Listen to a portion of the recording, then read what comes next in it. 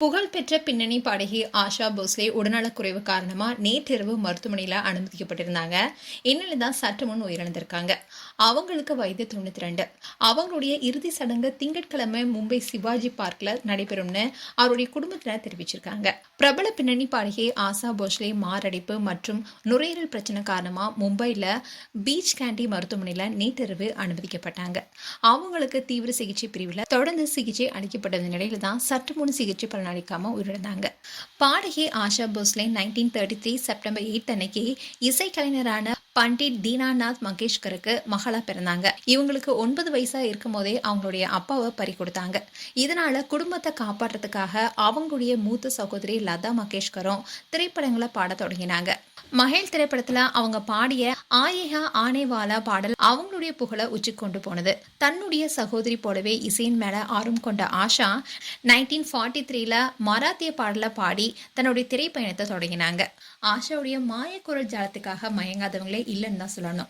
அந்த அளவுக்கு சிறந்த பாடகியை விளங்கினவங்க. இது வரைக்கும் 20 மொழிகள்ல 12,000க்கு அதிகமான பாடல்களை பல மொழிகளை பாடியிருக்காங்க.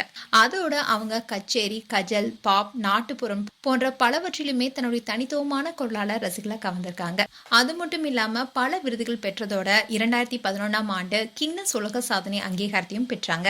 தமிழ்ல ஆஷா போஸ்லே இளையராஜாவோட இசையில 1987ல வெளியான எங்க ஊரு பாட்டுக்காரன் படத்துல இடம்பெற்ற செண்பகமே செண்பகமே என்ற பாடல பாடினாங்க.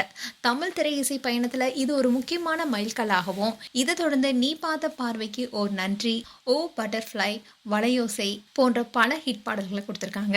ஏஆர் ரஹ்மான் இசையில அலைபாய்தை படத்துல செப்டம்பர் மாதம் போன்ற சில பாடல்களை பாடியிருக்காங்க. தன்னுடைய 16 வயசுல தனது சகோதரி லதா மங்கேஷ்கருடைய தனிப்பட்ட செயலராக பணியாற்றிய 31 வயதான கணபத் ராவ் போஸ்லேவை குடும்பத்தின் எதிர்ப்பை மீறி திருமணம் செஞ்சுக்கிட்டாங்க.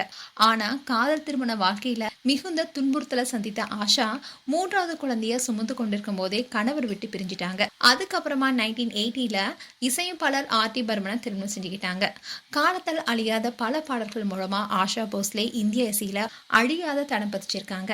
அவங்களுடைய மறைவு பலரையுமே சோகத்தில் ஆழ்த்திருக்கு. இதை கேள்விப்பட்ட பலருமே அவங்களுக்கு இரங்கல் தெரிவிச்சுட்டு வராங்க. அதோட பல பிரபலங்களும் நேர்ல அஞ்சலி செலுத்த இருக்காங்க.